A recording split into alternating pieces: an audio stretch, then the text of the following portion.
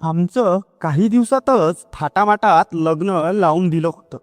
नंतर पूजा, देव इत्यादी सर्व सोपस्कार पूर्ण करून आम्ही दोघं शहरात फ्लॅटवर आलो. फ्लॅट खूपच भारी होता. मला स्वप्नवत होतं सर्व. आमची पहिली रात्र म्हणजे हनीमून फ्लॅटमध्येच झालं. पहिल्यांदा मी एका पुरुषाबरोबर वेळ घालवला. त्या रात्री माझे मिस्टर अंकित यांनी मला विश्वासात घेत माझ्या इच्छेनुसार त्यांनी मला अधिक त्रास न देता नवरा होण्याची जबाबदारी पार पाडली.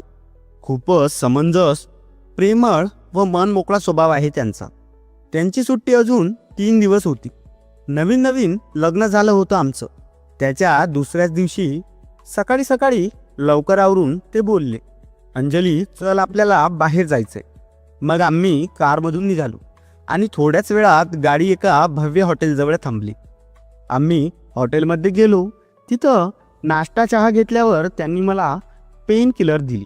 कारण माझी तब्येत सकाळपासूनच बरी वाटत नव्हती. कारण होतं आदल्या रात्रीचं. तो मला पेन किलर देत म्हटला, घे तुझा त्रास कमी होईल. मी ती घेतली. तो खूप आनंदी दिसत होता. मग त्यांनी मला एका मॅटिनी शोला पण घेऊन गेला. जवळजवळ 12 वाजता थिएटरमधून आम्ही बाहेर पडलो. मित्रांनो, आजची कथा आपली प्रिय वाचक अंजली, बदललेलं नाव, हिने तिच्या आयुष्यात घडलेला पहिला प्रसंग कथेच्या स्वरूपात आपल्यासमोर सादर करून आपलं मनोरंजन करण्याचा प्रयत्न केलेला आहे. तर मित्रांनो, तिची ही कथा आपल्याला नक्कीच आवडेल. चला तर ऐकू तिच्या शब्दात. सर्व मित्रमैत्रिणींना अंजलीचा नमस्कार. मित्रांनो, हा प्रसंग 2 वर्षापूर्वी माझ्यासोबत घडलेला होता. तोच मी आज आपल्यासमोर कथेच्या रूपात मांडत आहे. त्यापूर्वी माझ्याबद्दल सांगते. मी विवाहित असून माझं वय सध्या 29 आहे. दिसायला 4 चौघीसारखीच. उंची 5.5 फूट आहे. पण माझी फिगर खूपच मोहक आहे. 32, 30, 38चं म्हणजे तुम्हाला कळलंच असेल. चालताना लोक मागे वळून माझे लयबद्ध असे वरखाली होणारे बघत असतात. लग्नापूर्वी मी अशी नव्हते. माझं लग्न कोरोना येण्यापूर्वी झालं होतं. त्यावेळी माझं वय 23 असेल. माझे मिस्टर इंजिनियर असून ते एका कंपनीत मॅनेजर पदावर काम करतात. पगार पण चांगला आहे. शिवाय राहायला कंपनीचा फ्लॅट व गाडी पण दिली होती. मुलगा पण दिसायला चांगला आहे. म्हणून माझ्या घरच्यांना स्थळ पसंत पडलं. मला आपण ते खूप आवडले होते. आमचं काही दिवसातच थाटामाटात लग्न लावून दिलं होतं. नंतर पूजा, देव इत्यादी सर्व सोपस्कार पूर्ण करून आम्ही दोघं शहरात फ्लॅटवर आलो. त्यांची सुट्टी अजून 3 दिवस होती. नवीन नवीन लग्न झालं होतं आमचं. त्याच्या दुसऱ्याच दिवशी सकाळी सकाळी लवकर आवरून ते बोलले, अंजली चल आपल्याला बाहेर जायचंय. मग आम्ही कारमधून निघालो आणि थोड्याच वेळात गाडी एका भव्य हॉटेलजवळ थांबली.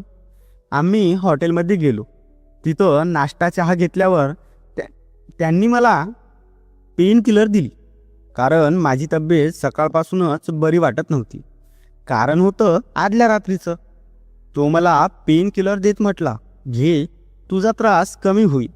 मी ती घेतली. तो खूप आनंदी दिसत होता. मग त्यांनी मला एका मॅटिनी शोला पण घेऊन गेला. जवळजवळ 12 वाजता थिएटरमधून आम्ही बाहेर पडलो. कारण शो 9 ते 12चा होता. आणि नंतर आम्ही एका मोठ्या कपड्याच्या दुकानात गेलो. तिथे लेडीज वेअर शॉप सेपरेट होतं. तिथे त्यांनी माझ्या आवडीचे काही फॅशनेबल ड्रेसेस जे मी कधी घातले नव्हते, तसंच वेगवेगळ्या कलरचे डिझाईनचे गाऊन्स आणि छान रंगाच्या साड्या असं खूप काही खरेदी केली. नंतर त्यांनी मला एका लेडीज सौंदर्य प्रसाधन शॉपमध्ये घेऊन जात nail polish, lipstick, cream, eyebrow, razor, perfume, face wash, face powder असं खूप काही खरेदी केलं होतं की मी कधी स्वप्नातही पाहिलं नव्हतं. मी खूपच खुश झाले. तोवर दुपारच्या जेवणाची वेळ झाली होती. मग परत आम्ही त्याच हॉटेलमध्ये गेलो जिथं आम्ही सकाळी गेलो होतो. मलाही आता प्रचंड भूक लागली होती. तिथं फॅमिली रूममध्ये जाऊन बसलो. आम्ही दोघेच होतो.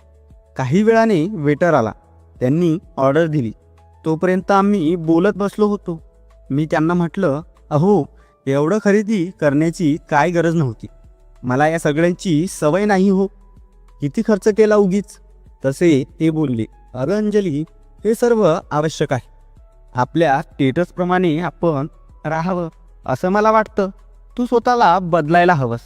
अगं साडी वगैरे हे सगळं लग्न हळदी कुंकू समारंभात ठीक आहे ग अंजली. आता तू घरात ड्रेसेस वापरायचे आणि बाहेर जाताना ड्रेस घालायचे. तू एका मॅनेजरची बायको म्हणून शोभायला हवीस ना. नेहमी साडीच असली तर लोक म्हणतील गावातील अडाणी मुलीशी लग्न केलं. आणि यात काही अवघड वाटून घ्यायची गरज नाही. इतक्यात वेटर ऑर्डर घेऊन आला होता. मग आम्ही बोलत जेवणाचा आस्वाद घेत होतो. जवळपास 2 तास त्या हॉटेलमध्ये होत. जेवण संपवून मी त्यांना म्हणाली, घरी जाऊयात आपण. पण तो म्हणाला, घरी जायची एवढी काय घाई, आजचा दिवस आपला आहे. मग आता काय बाकी राहिलंय सर, मी हसत हसत म्हणाली. त्यावर तो काहीच बोलला नाही.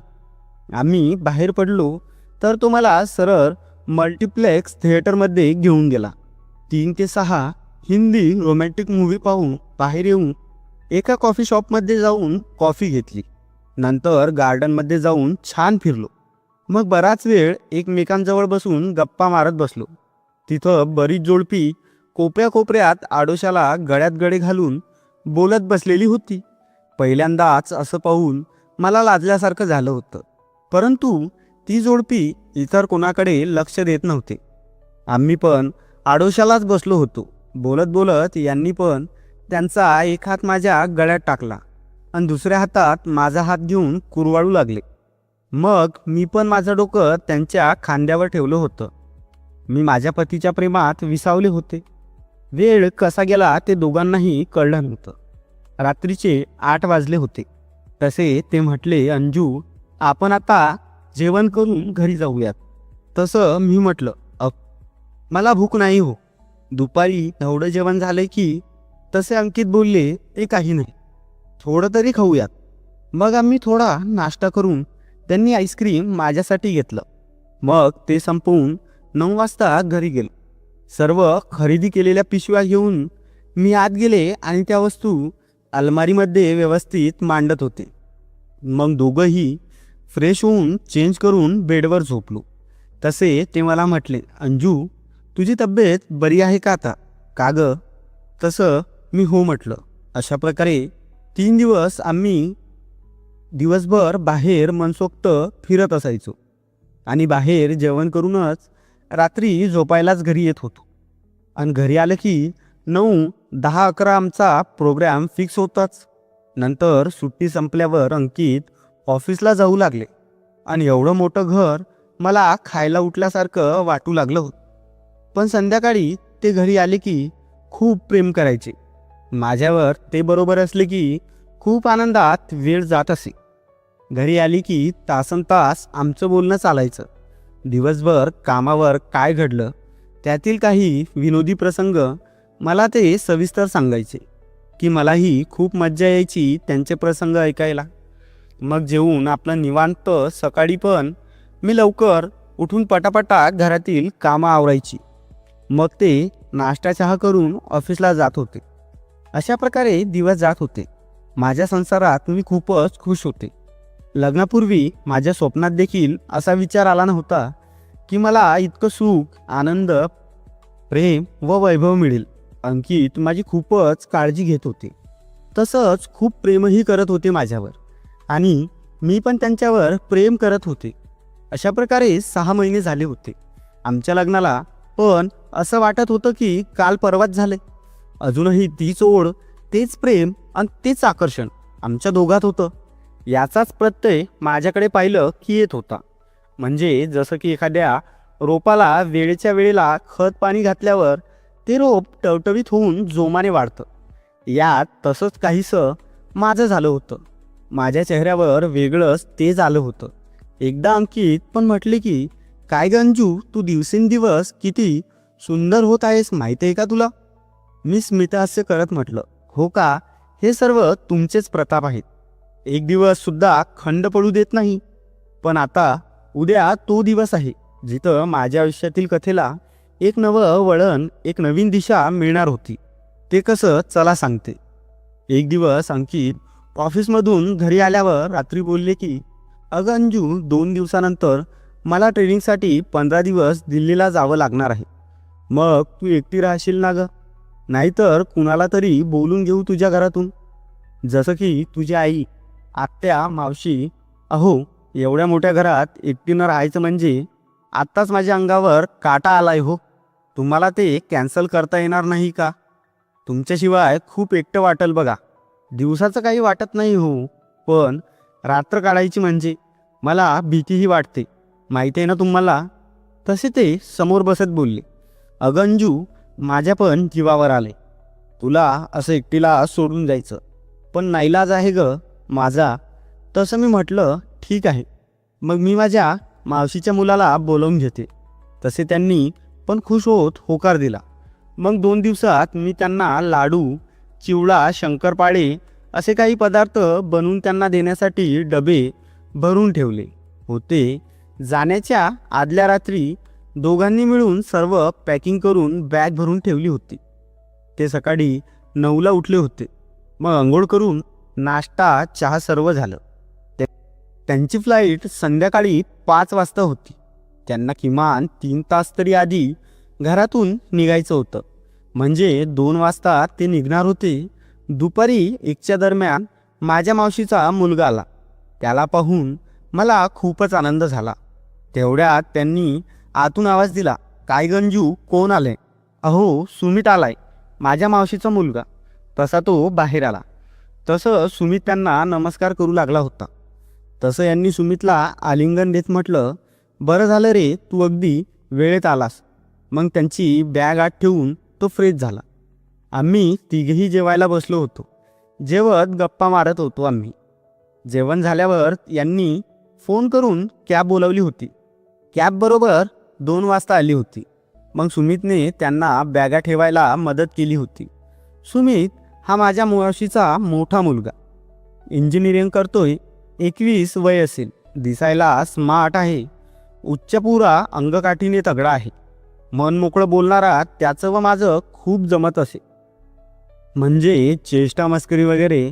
छोटा असताना खूप खोड्या काढायचा.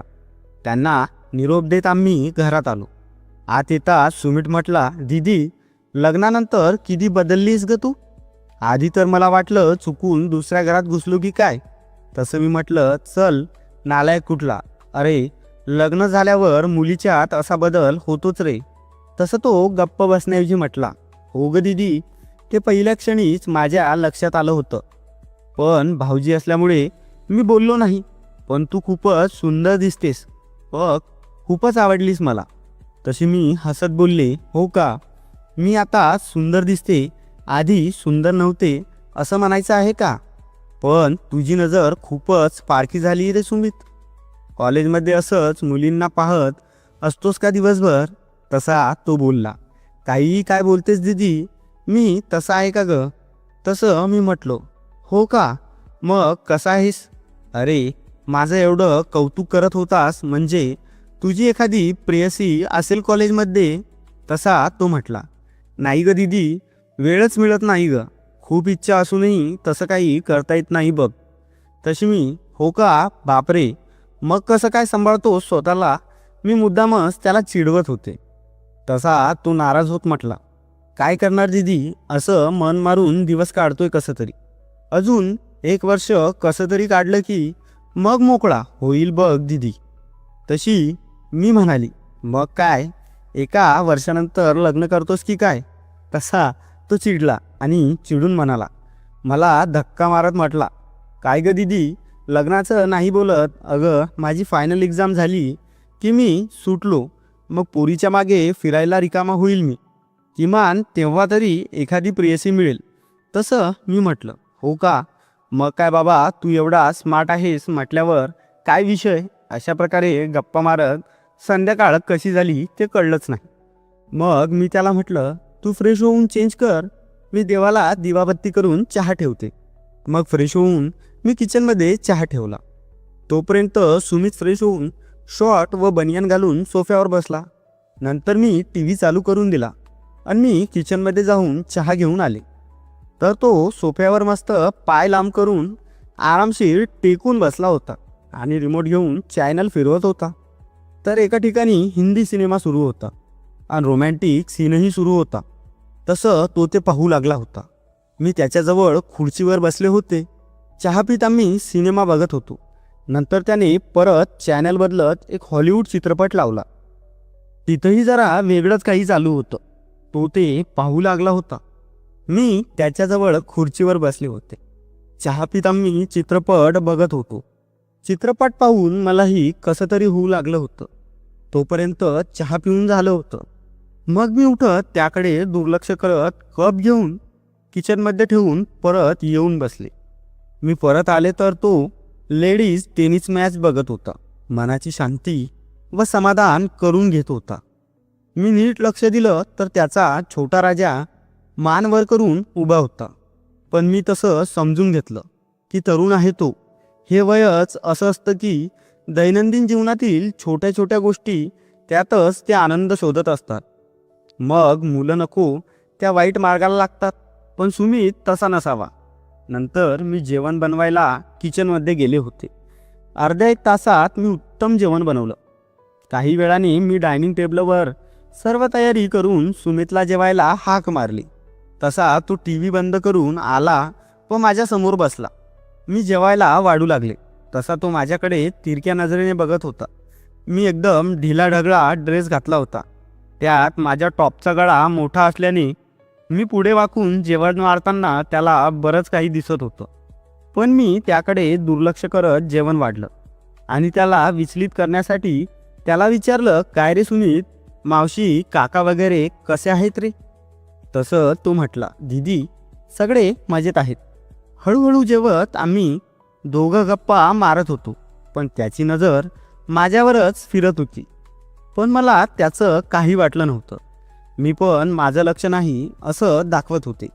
जेवण झाल्यावर मी सर्व आवरेपर्यंत तो तिथेच बसून माझ्याशी बोलत होता. नंतर मी किचनमध्ये जाऊन भांडी घासायला लागले तरी तो तोंड फिरून माझ्याशी बोलत माझ्या मागच्या भागाचं निरीक्षण करत होता. मी अधूनमधून तिरक्या नजरेने त्याच्याकडे बघत होते. पण त्याला काहीच वाटत नव्हतं. तो काही ना काही विषय काढून बोलत होता. मला पण एकटी राहण्याऐवजी त्याच्याशी बोलायला आवडत होतं. आणि माझ्या मनात अंकितचा विचार आला. माझं काम आटोपलं गेलं. तसा तो उठून हॉलमध्ये गेला. रात्रीचे 9:30 वाजले होते. रात्रीच्या जागरणाने मला कधी एकदा झोपते असं झालं होतं. मी त्याला म्हटलं, मी झोपायला जाते, तू पण ये.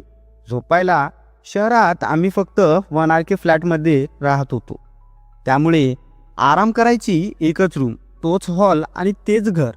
मी परत त्याला खडसावून म्हणाली, जास्त वेळ TV बघत बसू नकोस. आणि मग मी बेडरूममध्ये जाऊन चेंज करत पिंक कलरचा गाऊन घातला. मग लाईट बंद करून ब्लू कलरचा 0 लाईट लावून निवांत पलंगावर पडले. काही वेळातच माझा डोळा लागला होता. नंतर मध्यरात्री माझ्या पोटावर कोणीतरी हात ठेवलाय याची जाणीव झाली. मी डोळे उघडून पाहिलं तर सुमितने हात ठेवला होता. त्याच्याकडे बघितलं तर डोळे मिटून घोरत झोपेत होता. मला वाटलं झोपेत चुकून ठेवला असेल म्हणून मी दुर्लक्ष करत डोळे झाकून घेतले होते. नंतर काही वेळाने माझ्या सभोवताली मला हालचाल जाणवली. पण मी तशीच झोपेचं नाटक करत पडून होते. नंतर अर्धा तास काहीच हालचाल नव्हती. म्हणून मी निश्चित झाले होते आणि मी समजून गेले की तो झोपेत आहे. पण काही वेळातच हालचाली अजून वाढल्या. बाहेर जोराने वारा सुरू होता. बापरे, मी तर हादरलेच होते. म्हणजे सुमित झोपेत नव्हता तर त्याच्या मनात काय आहे असे माझ्या मनात अनेक विचार येऊ लागले होते. आणि मी झोपेचं नाटक करत शांतपणे राहिले होते. पण अचानक सगळं शांत झालं. मी पण जास्त विचार न करता तशी झोपून गेले होते. सकाळी मी उठून पाहिलं तर सुमित झोपलेला होता. मी त्याच्या अंगावर चादर टाकली. नंतर मी खूपच खुश झाले होते. का पण ते मला माहीत नाही. मी छान अंघोळ करून फ्रेश होऊन बाहेर आली. माझे कपडे मशीनमध्ये टाकून ठेवले. मग बाहेर येऊन मी तयार झाले होते आणि सुमितला उठवायला गेले. तो अजून झोपलेला होता. मी त्याला हाक मारू लागले, पण तो काही उठेना. 10-15 जोराने आवाज ऐकल्यावर तसा तो डोळे चोळत उठून बसला होता. चल उठ, आता छान अंघोळ करून तयार हो. मग आपण दोघं बाहेर जाऊन नाश्ता चहा घेऊन फिरून येऊ.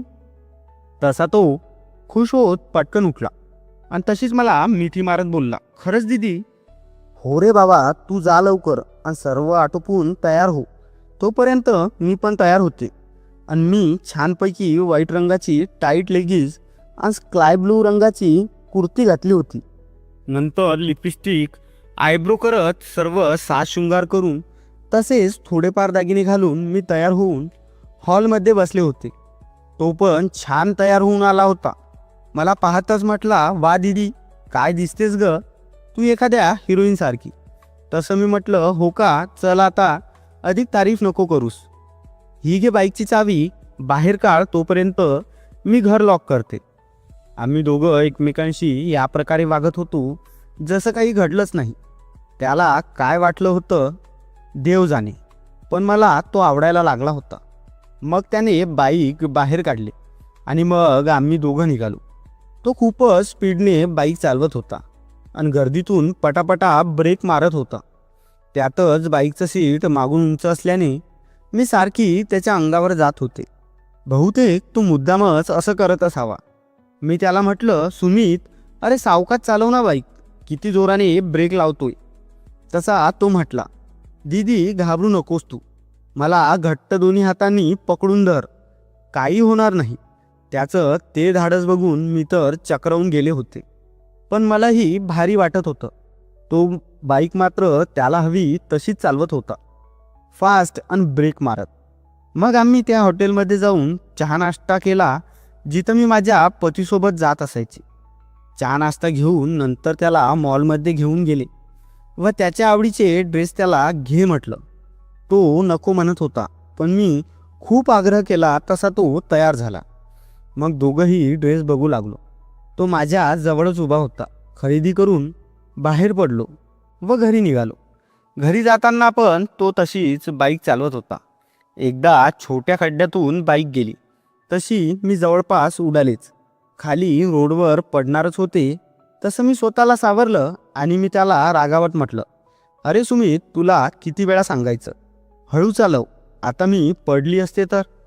तसा तो म्हटला, दीदी कशी पडशील बरं तू, म्हणून तर मी तुला मोटरसायकलवर नीट बस म्हटलं होतं. मग घरी आल्यावर मी बाईक वरून उतरले आणि सुमित मोटरसायकल लावायला समोर गेला. नंतर मी माझ्या रूममध्ये जाऊन चेंज करून किचनमध्ये जाऊन जेवणाची तयारी करू लागले होते. सुमित पण चेंज करून सरळ किचनमध्ये आला आणि समोरचा ग्लास घेऊ लागला. तसं मी म्हटलं, सुमित, तुला काही हवंय का रे? हो ग दीदी, अगं मला खूप तहान लागली. तो माझ्याकडे एकटक पाहत होता, पण मी त्याकडे दुर्लक्ष करत माझं काम करत होते. पण मी विचार करत होते की त्याचं धाडस वाढत चाललंय.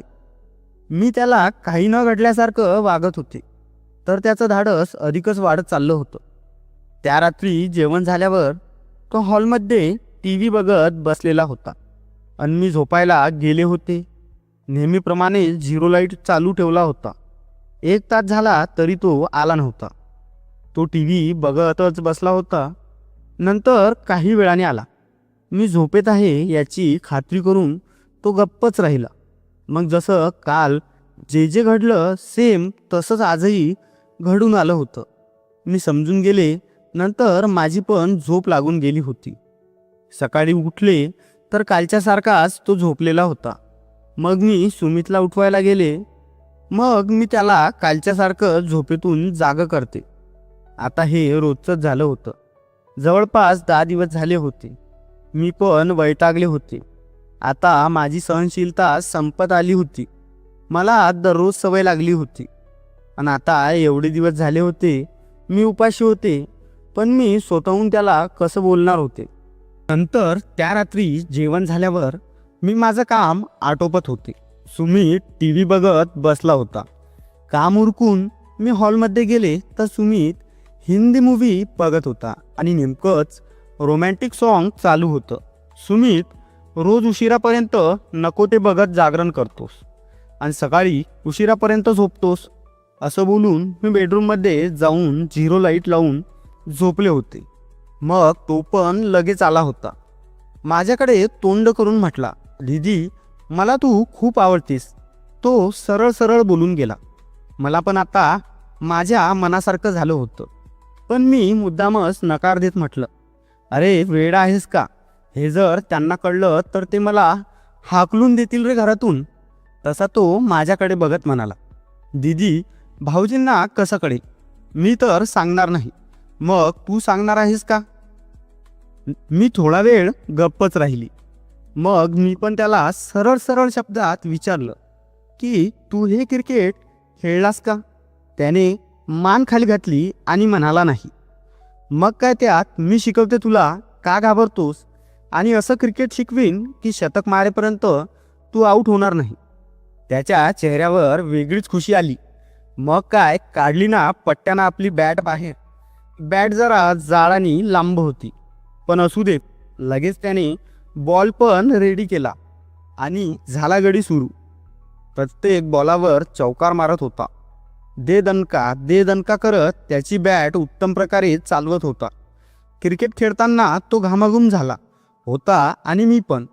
मग काय बघता बघता तो एवढा चांगला प्लेयर असेल असं मला वाटलं नव्हतं.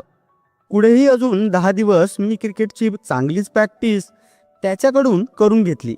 पुढे अजून 2च महिन्यांनी माझ्या आत्याचा मोठा मुलगा राकेशसुद्धा आमच्याकडे आला होता. आणि तेव्हा काय घडलं हे मी पुढच्या व्हिडिओत सांगेन. पण त्यासाठी तुम्हाला कमेंटमध्ये 2 लिहावं लागेल. चला तर मग पटकन करा एक कमेंट आणि व्हिडिओला लाईक करून चॅनलला सबस्क्राईब करा. मित्रांनो, परत भेटू अशाच एका नवीन कथेत.